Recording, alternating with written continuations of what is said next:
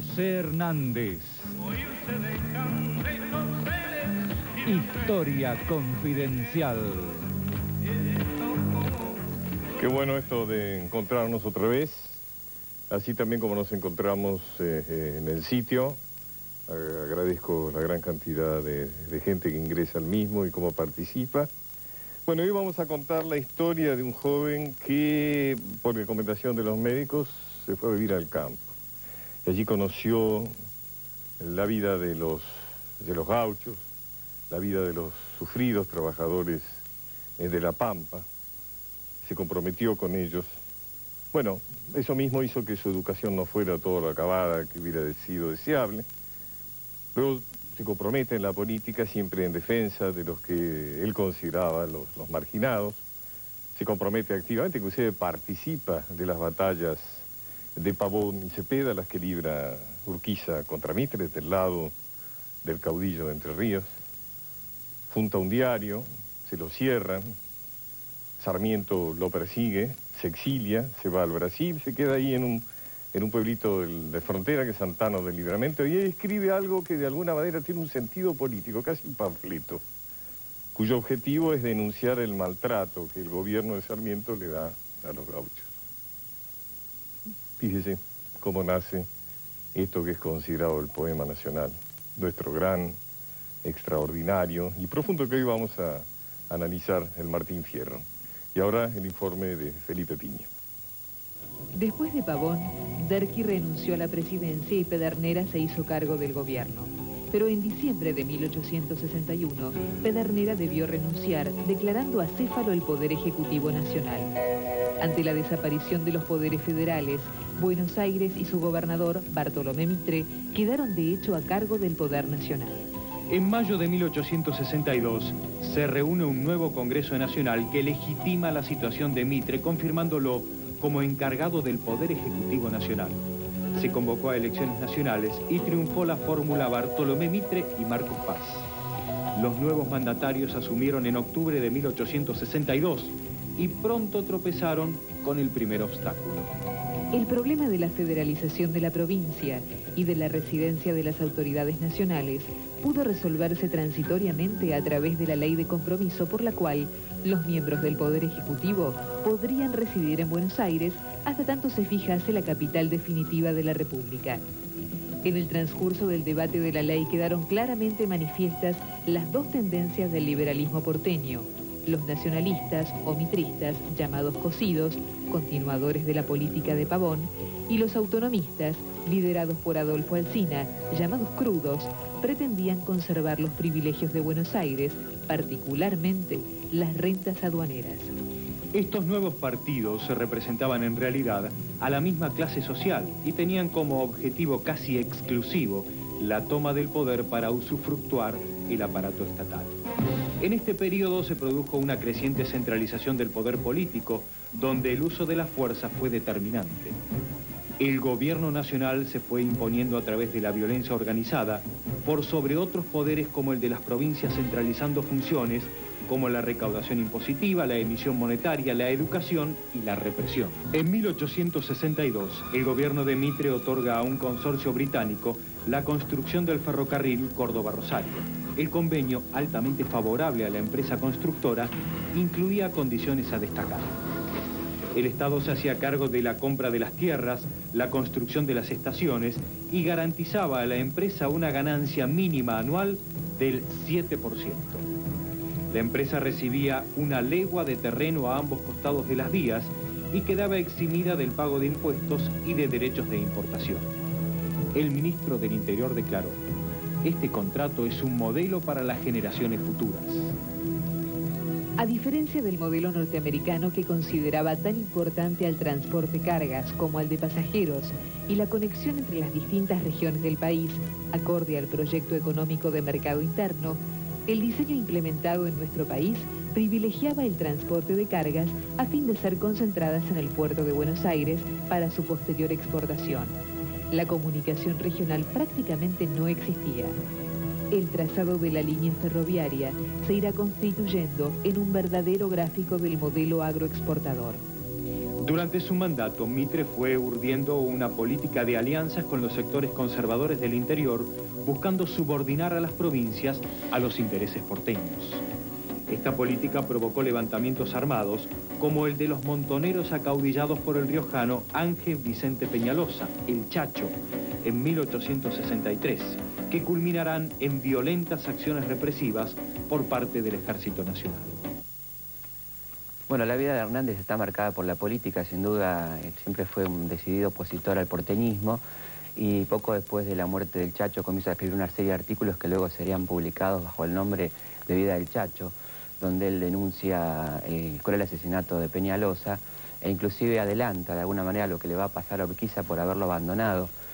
De alguna manera va diciendo que Urquiza no va a escapar al destino de haber traicionado al Chacho Peñalosa, a quien él acusa de esta cuestión. Y seguirá de alguna manera involucrado en interesantes debates políticos Hernández, algunos muy famosos como los que escribe, por ejemplo, en El Río de la Plata, un periódico de un interesante tinte opositor al gobierno de Sarmiento, y en cierta forma al mitrismo. Discute mucho con Mitre algunos temas centrales de economía de la época, como por ejemplo el rol del Estado, si el Estado debe ser empresario, si el Estado debe tener una función más benefactora que empresarial, temas muy interesantes y avanzados para la época. Y el diario termina, como dijo Pacho antes, clausurado, porque era un diario de un tinte demasiado opositor, en un momento muy particular, que es cuando se produce el asesinato de Urquiza, y en cierta forma el diario va tomando un poco de partido en torno a la figura de López Jordán, y esto es inadmisible para el gobierno de Sarmiento, que termina clausurando este periódico. Martín Fierro es un hombre que deserta de la leva forzosa, que era una especie de servicio militar en la época, y luego mata en riña a un negro y a un gaucho. Cuando la policía lo quiere detener, se enfrenta con ella, mata a varios policías y resuelve con otro desertor, que es Cruz, irse a las tolderías de los indios pampas con el objetivo de vivir del fruto de los malones, sin trabajar y echado panza arriba, como lo va a decir. Muchos años después, a este libro, que Hernández lo escribió como crítica social para mostrar los perjuicios de la leva forzosa, al personaje de su libro, los argentinos en el siglo XX lo tomamos como modelo, como arquetipo. Y un libro que, por los consejos del viejo Vizcacha y por lo que dice Picardía, el hijo de Cruz, está vinculado, emparentado con la picaresca, Ricardo Rojas en el siglo XX lo va a considerar una epopeya nacional.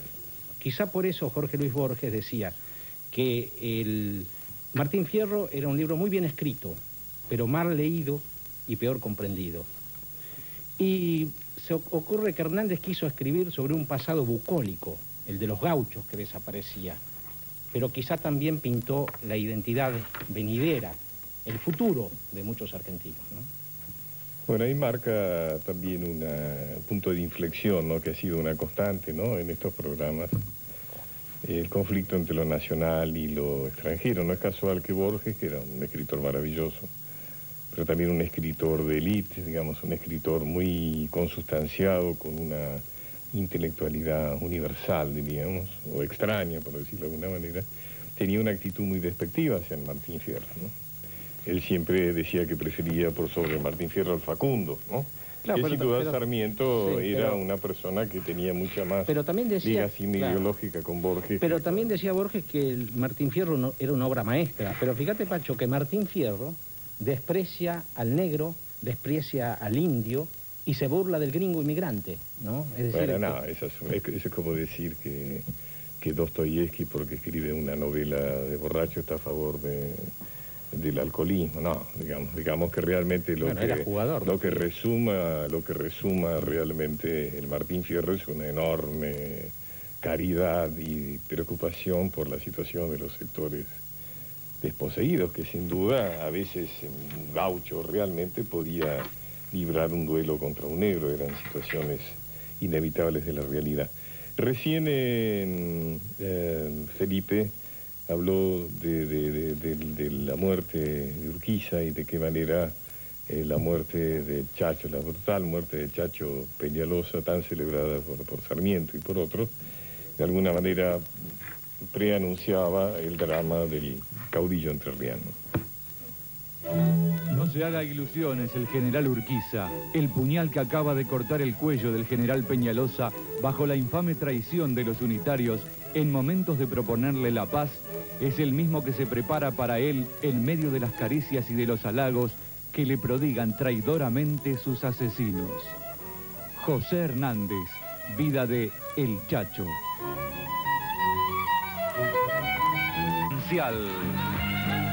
José Hernández.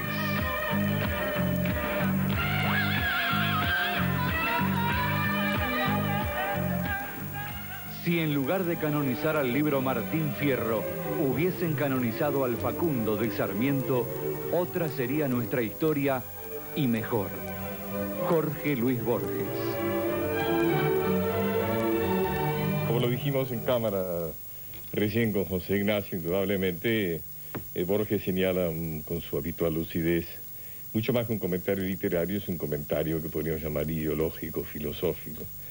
El Facundo de Sarmiento y el Martín Fierro de Hernández representan dos líneas de pensamiento, de proyecto de país distintos y lamentablemente en muchos momentos de nuestra historia divergentes. Elida Lois, ¿cómo se traduce en la escritura del Martín Fierro ese devaneo que en determinados momentos tiene José Hernández, que de una posición muy antiporteña, inclusive como lo dijimos al principio, él se compromete activamente en la guerra, participa en Pavón Cepeda, y luego parecería quedar atrapado, ¿no? Que parecería, bueno, hacerse más bien partidario de, por lo menos, de una de las sectores porteños. Se traduce en términos de conflictos discursivos. Digamos, toda la dinámica escritural de Martín Fierro es un campo de tensiones.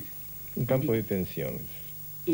Justamente el género que practica se llama gauchesco, es decir, tiene un nombre que ya está tomando distancia del anclaje referencial a través del nombre mismo, por eso es gauchesco, no gaucho.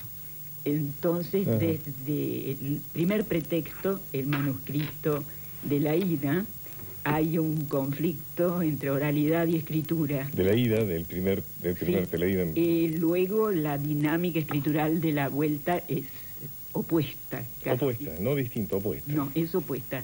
Pero ocurre que él siguió trabajando sobre el texto del gaucho Martín Fierro hasta la 12ª edición, que es la última publicada en vida de Hernández. Lo va corrigiendo. Sí. Yo no diría corrigiendo, yo diría reescribiendo. Reescribiendo. Porque en la medida que, porque corrección tiene connotaciones valorativas. Y yo pienso que él practica un tipo de escritura que está planteando una articulación entre el campo político y la producción literaria. Eso sí lo hace de cabo a rabo, eso sí lo hace todo el tiempo. Pero ocurre que el aparato de enunciación cambia, es decir, cambia el hombre, cambia el político, cambia el escritor, cambian las circunstancias y por eso terminará cambiando el propio personaje. Martínez Estrada lo expresó así, dijo: en el gaucho Martín Fierro habla Martín Fierro, en la vuelta habla Hernández. Con esa imagen presentó algo así como un proceso de distanciamiento. Es decir, ¿eso puede ser una menor calidad No, yo creo que son dos obras distintas, que son una narración contestataria, un panfleto que no lo uso en sentido peyorativo. Quería hacer la pregunta a Graciela también. Borges. Es un panfleto rimado, dijo Borges. Sí, pero lo dijo peyorativamente. Yo no lo digo peyorativamente. Lo digo en los términos en que Elida, vamos a dejar un poco espacio a Graciela. Bueno, yo creo que indudablemente la obra de Hernández es nuestra gran obra nacional. Y no creo que existan diferencias de calidad. Es más épico-lírica la primera parte y es más novelesca la segunda. Tan rica en sucesos de índole simbólica que hay toda un linaje literario en el país inspirado en el poema, ¿no? Y especialmente en la segunda parte. El propio Borges, que fue críticamente un tanto riguroso con Martín Fierro, no ha hecho sino seguir elaborando sucesos simbólicos en muchos de sus cuentos, ¿no? Y dándoles otro final a algunos episodios, como por ejemplo poniendo al moreno que mata a Martín Fierro en el duelo, etcétera, etcétera, ¿no? Cosas que son muy interesantes de profundizar para quienes nos dedicamos a una crítica interpretativa y simbólica. Claro, Borges en realidad se ocupa de cuchilleros, de asesinos. Borges decía que Martín Fierro era un asesino, un desertor, pendenciero, marginal, ¿no? Lo juzgaba moralmente. Pero él lo que criticaba es que se lo hubiera tomado como arquetipo, como modelo, como héroe, a alguien que el mismo Martín Fierro no lo presenta así, porque Hernández mismo, él lo pone a Martín Fierro como marginal, pero después, es decir, como asesino, como, digamos, un hombre que se va a las tolderías, pero después da los consejos y dice hay que ser honesto, hay que ser trabajador, ¿no? Bueno, yo creo que no lo pone nunca como asesino, sino como el hombre que se desgracia, ¿no? Que es víctima de la circunstancia. El hombre que es víctima de la circunstancia. Y por lo tanto hay un camino moral, es profundamente cristiano el poema y está lleno de contenido moral y religioso, como lo supo ver Marechal. Elida, usted trabajó mucho el tema de la genética, ¿no? Es una especialización muy interesante, ¿no? Que inclusive se le debe a usted un texto realmente de mucha envergadura, que es el Martín Fierro, que publicó La Alianza. La colección Archivos. La colección Archivos. ¿Qué puede decirnos comprensiblemente qué es esto de la genética de Martín Fierro? Se presenta justamente el proceso temporal de la escritura. Y nos encontramos, por ejemplo, en el gaucho Martín Fierro con un pretexto que significó una primera zambullida y que llegó a tener los 13 cantos, pero donde él reelabora el dialecto social antes de publicar la primera edición y vuelve sobre este punto repetidas veces hasta transformarlo completamente en la novena, por ejemplo, un verdadero Martín Fierro que no fue. La novena edición. La novena edición, que es del año 1875, ya la finca. ¿Qué quiere decir el Martín Fierro que no fue? Porque es un Martín Fierro que tuvo muy poca difusión y no ha sido estudiado, donde reelabora las marcas del dialecto rural, un punto que le fue muy criticado en la época, inclusive por sus amigos. Él sacó los pies del plato en lo que era la canónica gauchesca. La canónica gauchesca que termina de constituirse con el Fausto, que es aceptado, digamos, por los núcleos urbanos que llegan a apreciar su fenómeno estético, aunque siguen considerándolo una subliteratura. Después en la décima él vuelve a la versión original. Y él original. vuelve a la versión anterior. Por ejemplo, en la primera etapa conocida, que ya una pasada en limpio, pero me refiero a los manuscritos, él es como que exacerba la prosodia gauchesca y lo que venía la canónica instaurando. No use palabras tan difíciles, Elida. Los modelos, prosodia, digo canónica, lo que, perdón, yo soy un... Pero lo que es interesante es ver de qué manera se puede trabajar tan científicamente, ¿no?, sobre un texto, ¿no? Un poema gauchesco. Un poema gauchesco. Y muchísimas, muchas gracias. Elida, muchas gracias. Si se quiere decir algo muy cortito más, dígalo, pero nos tenemos que ir. Que simplemente que la norma era marcas léxicas y morfológicas del dialecto rural, pero sintaxis y prosodia culta. Y ahí es donde Hernández sacó los pies del plato. Gracias, Elida, gracias. Felipe, la segunda parte de su informe. La impopularidad de la guerra de la Triple Alianza, llamada de la Triple Infamia por Alberdi, sumada a los tradicionales conflictos generados por la hegemonía porteña, provocaron levantamientos en Mendoza, San Juan, La Rioja y San Luis. En 1866, un grupo de estancieros había fundado la Sociedad Rural Argentina. José Martínez de Hoz será su primer presidente. Para las elecciones de 1868, Mitre apoyó tácitamente la candidatura de Sarmiento, que se encontraba en los Estados Unidos ocupando un cargo diplomático. Tras fraudulentas elecciones, asumió la presidencia Domingo Faustino Sarmiento en 1868. Sarmiento sostuvo la política mitrista con el interior y continuó la guerra con el Paraguay. Su acción de gobierno estuvo directamente relacionada con la frase utilizada como subtítulo de su obra Facundo: civilización y barbarie. Frente a la falta de mano de obra, el gobierno fomentó la inmigración, basado en el eslogan de Alberdi, gobernar es poblar. En 1869 apareció La Prensa, fundada por José Cepaz, y en 1870, La Nación, dirigida por Bartolomé Mitre. Sarmiento reanudó las relaciones cordiales con Urquiza, reelegido gobernador de Entre Ríos. El caudillo Ricardo López Jordán acusó a Urquiza de entregarse a los porteños y encabezó una rebelión que culminó el 11 de abril con el asesinato del gobernador.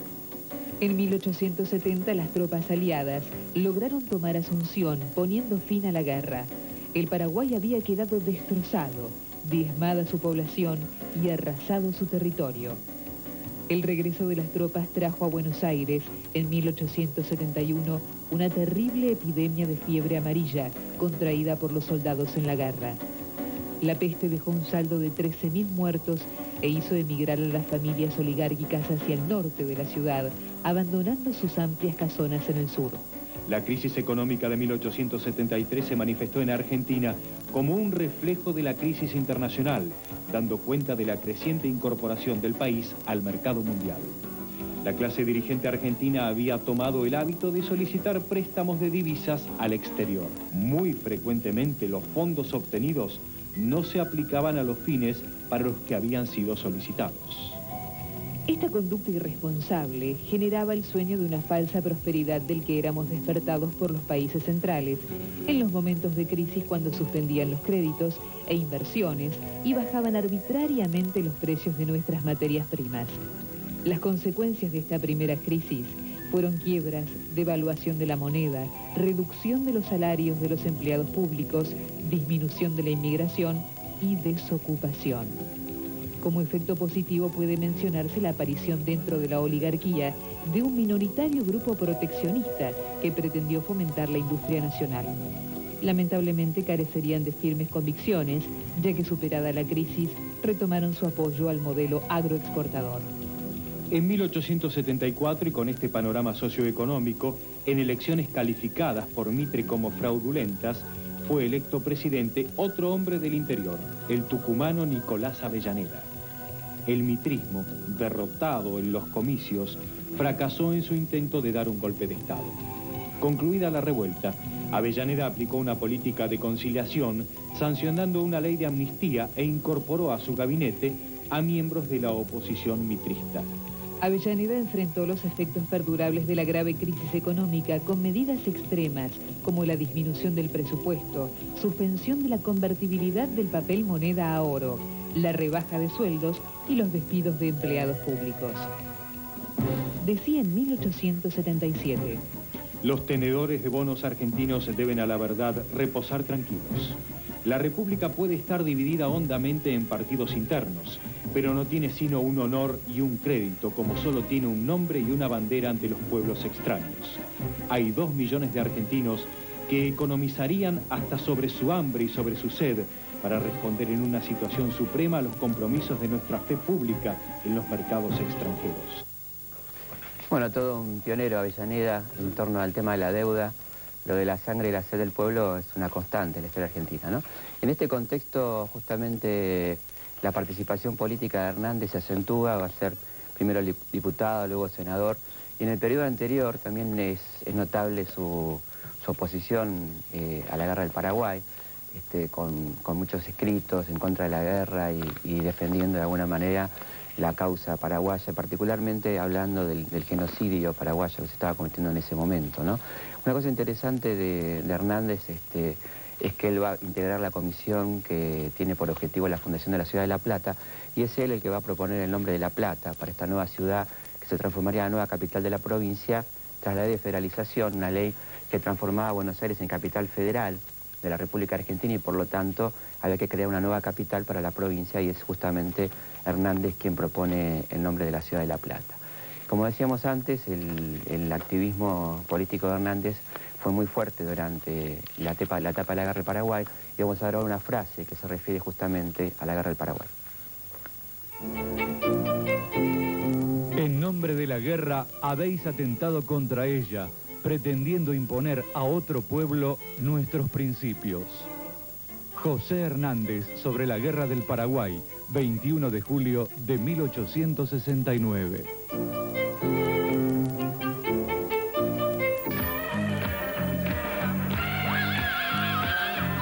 José Hernández fue un escritor argentino, pero fundamentalmente también fue un político. Su obra como más conocida por todo el mundo, que es el Martín Fierro, tanto la primera como la segunda parte tiene mensajes políticos que se pueden interpretar solamente dentro del contexto histórico. En la primera parte, por ejemplo, esta marginación que le da la sociedad a partir de la persecución de la policía, de la muerte del esposo, él es como que se siente fuera de la sociedad y es por eso, por ejemplo, que al final de la primera parte se va a vivir con los indios, que viene a ser como totalmente lo contrario a la civilización.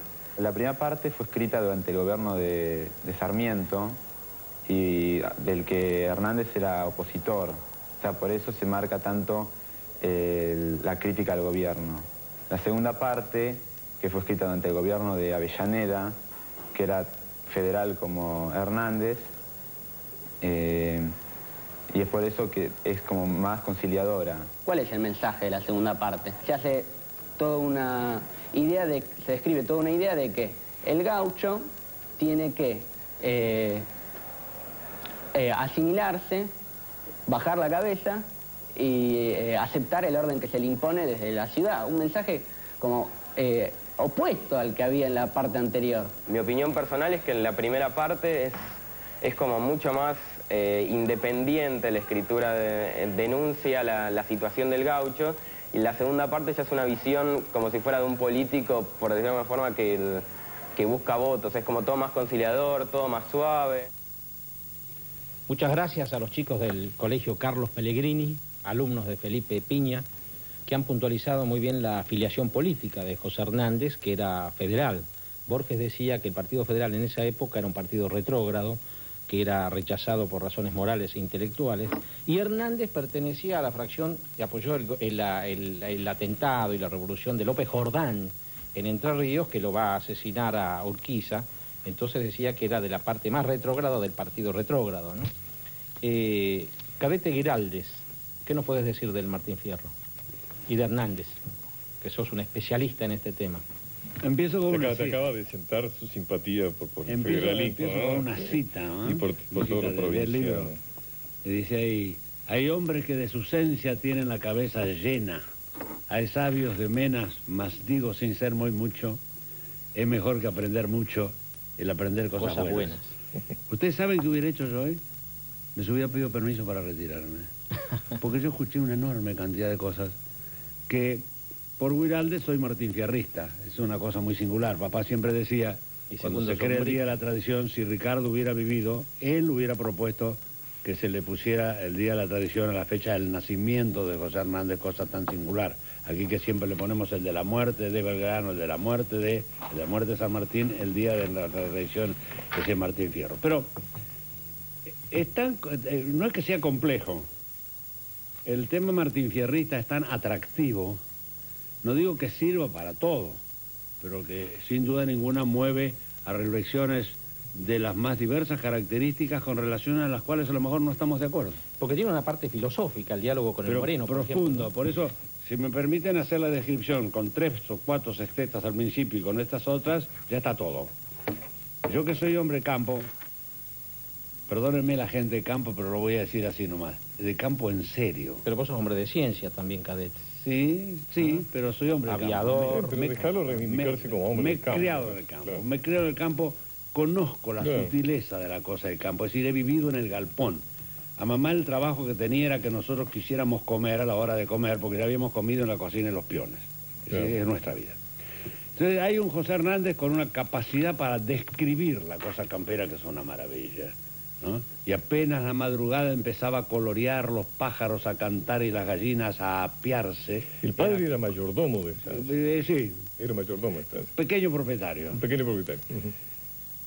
Era cosa de largarse cada cual a trabajar. Este se ata a las espuelas. Si viene el otro cantando, uno busca un pellón blando, un lazo, otro un rebenque, y los pingos relinchando lo llaman desde el palenque.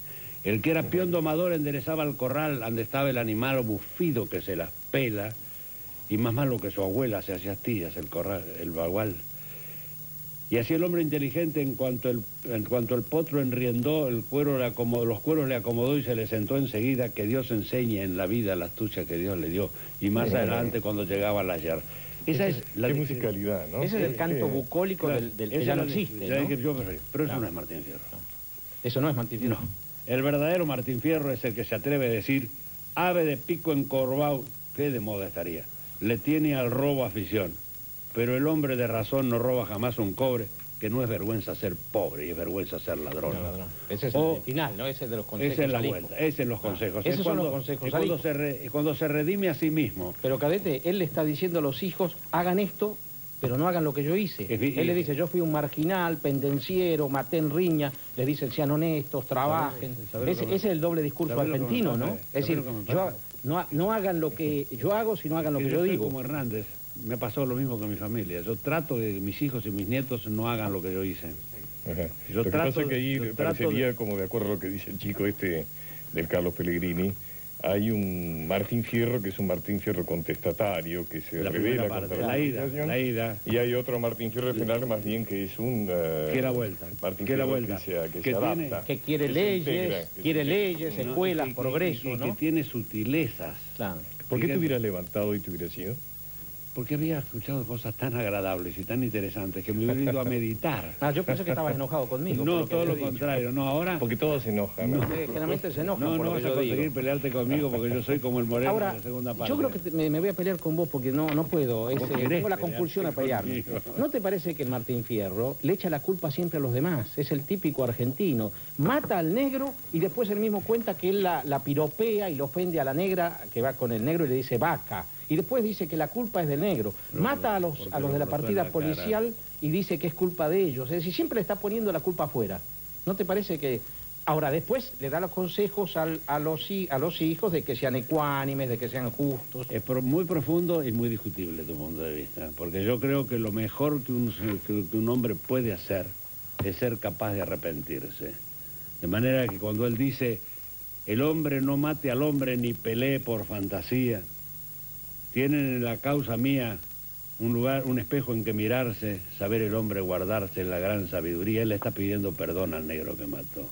Pero bien, es cierto lo que vos decís. Pero antes le ha dicho pero que lo que no está en lo que dice José Ignacio, y que creo que es uno de los aspectos más lúcidos para mí en el Martín Fierro, que la vida de un marginado, de un desclasado, de un perseguido por la justicia, como se diría bíblicamente, es una vida con muchos problemas, con muchas dificultades, con mucha violencia intrínseca. Es decir, ese hombre está expuesto permanentemente a situaciones de mucho riesgo y de muchos desafíos. Lamentablemente, hoy estoy de acuerdo con Pacho.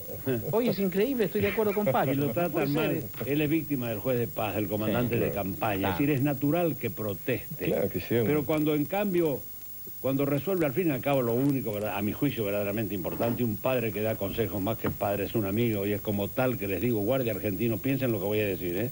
Y es como tal les digo que vivan con precaución, nadie sabe en qué rincón se encuentra el que es su enemigo. Como los argentinos estamos pasando por un pésimo momento, nuestro enemigo somos nosotros mismos.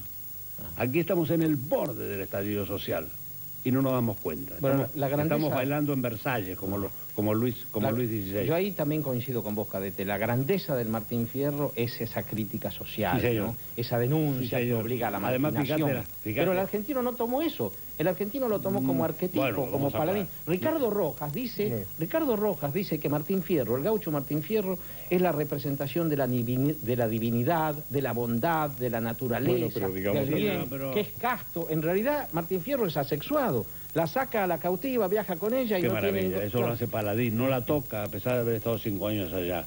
Pero lo que es interesante, a mi juicio, de Martín Fierro... ¿Para vos es el canto nacional? Es el sentido social que tiene Martín Fierro, ¿no es cierto? Fíjate vos, cada vez que paso, pero me pasa todos los días y todos los días cometo el error. Que es cuando, todos los días no, cuando vengo, porque yo vivo en La Lucila... ¿Venís a caballo? ¿Venís a caballo? Ojalá pudiera. No, venís, en avión. Cuando cruzo por la avenida 9 de julio, sí, ya no se llama más Ilía. Esta ironía que le han puesto Ilía, el nombre del que postergó la obra, pero no importa, somos tan originales. Y en las esquinas hay incluso chicos ahora que tiran pelotas al aire y demás, ¿no? Pero vienen unas manitos normalmente. Yo confieso que con poca frecuencia pongo en esa manito lo que hay que poner. Y me pongo a pensar entonces en el pensamiento Fierro. Por el trabajar es la ley, pues es preciso adquirir. No se expongan a sufrir una triste situación. Sangra mucho el corazón del que tiene que pedir. Hay 3 millones de argentinos que piden en este momento. Yo creo que lo que decía José Ignacio en relación a que Martín Fierro fue edulcorado, diríamos, por algunas interpretaciones, creo que es el mismo mecanismo por el cual vemos las caras de Che Guevara en muchas remeras, ¿no es cierto? Sí, yo prefiero la de Martín Fierro. Creo que José Hernández ha sido debilitado en su condición de denunciador social. Hay que darle mérito a Lugones, ¿no? Que fue... El que en El Payador lo presenta en sociedad, porque hasta que fue Lugones... el que lo hace saltar de las que da las conferencias en el Odeón. A los espacios literarios, es Lugones. No, pero es también el que lo pone como modelo al gaucho Martín Fierro, ¿no? Y es lo que Borges rechaza, dice, no puede ser modelo un asesino, un pendenciero, un marginal, lo que pasa ¿no? Es que yo no sé qué hubiera sido Borges si hubiera estado en el pellejo Martín Fierro. A lo mejor hubiera sido... ¿no? A lo mejor hubiera sido un cobarde. ¿Borges? Sí. No, Borges decía que él no tenía valor, le legaron el valor, ¿no? Sí. Es decir, el valor era de su abuelo que había peleado en el alma por él. Pero bisabuelo, como yo dije al principio que yo me hubiera ido, y es cierto. Qué suerte que no te fuiste. Pero no, que me han quedado una cantidad de meditaciones, incluso esto que estamos discutiendo, me parece profundísimo. Pero lo que sí me da una enorme satisfacción es que yo, Pacho, vos que sos de alguna manera quien por lo menos vi primero en esta audición, creo que la incorporación siempre llega tarde. Muy bueno. Soy provinciano. Jamás hubiera sospechado que en el año 2001 hubieran argentinos de nivel cultural de ustedes que se ocuparan de Martín Fierro.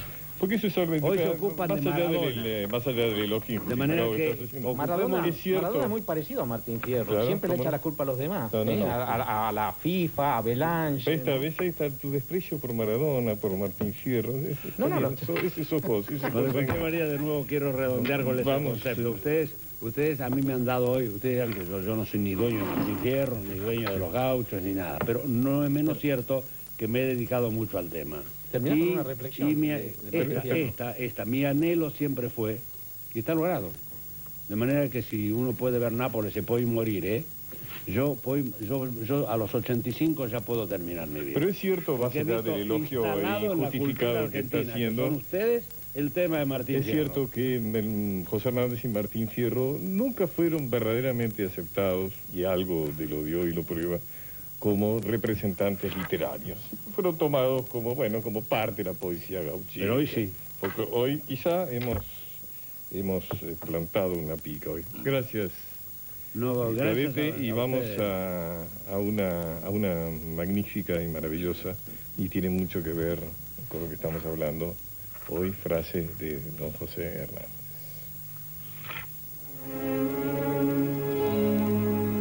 Ningún pueblo es rico si no se ocupa de la suerte de sus pobres. José Hernández.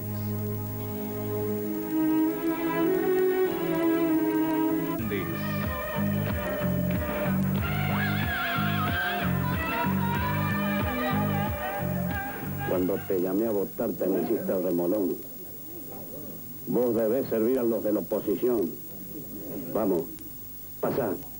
Vos también. Y así sufrí ese castigo, tal vez por culpa ajena. El gobierno necesita gente guapa. Aquí se hace lo que se manda y no lo que se quiere. Y el que se resista lo haremos pitar del fuerte. Se llevará 500 azotes. O a servir al gobierno o a ser difunto. Les espera el honroso deber de defender la frontera contra el indio. A ese moro me lo guardan para mi silla. Y consíganle otro caballo a ese hombre para que no se quede de a pie.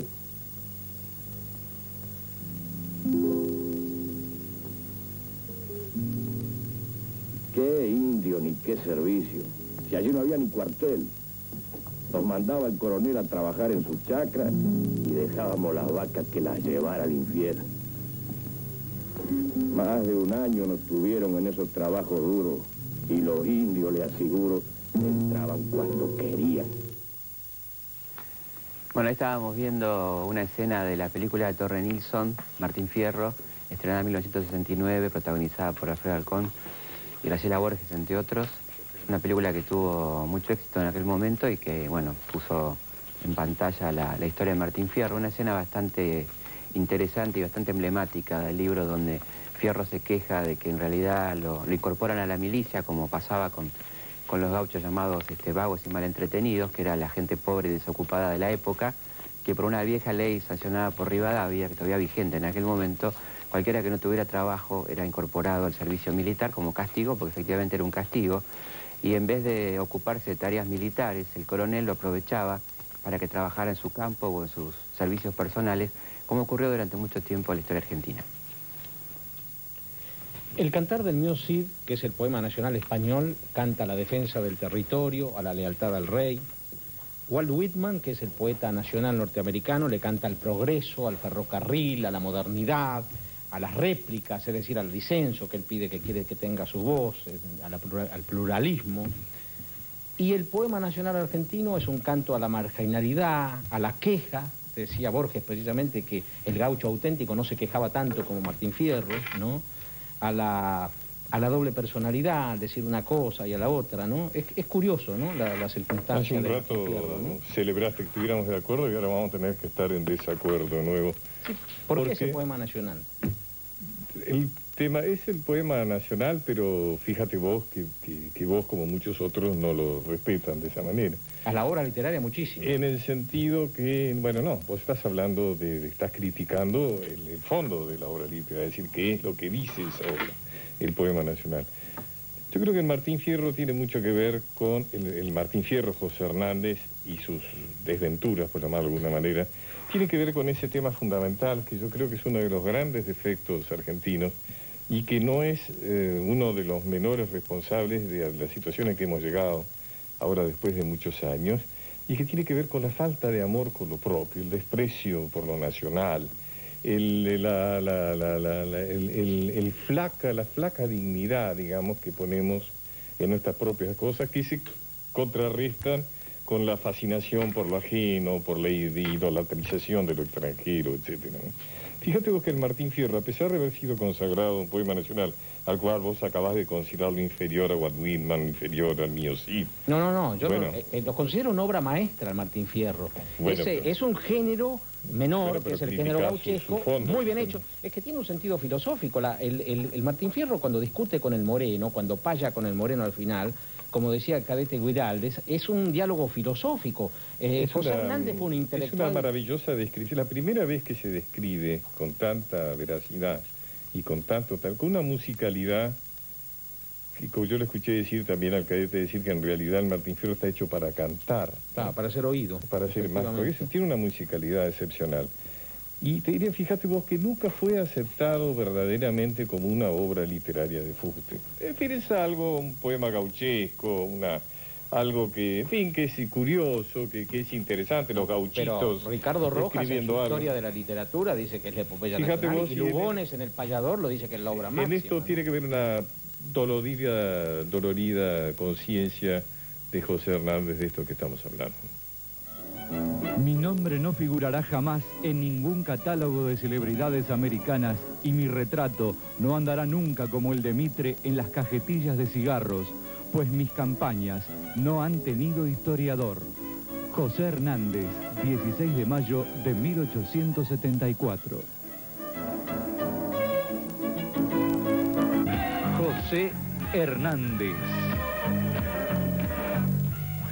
Estaba pensando por qué el Martín Fierro entró en cierta forma en el cono de sombra del olvido. No creo que una de las maneras fue transformarlo en libro oficial en las escuelas.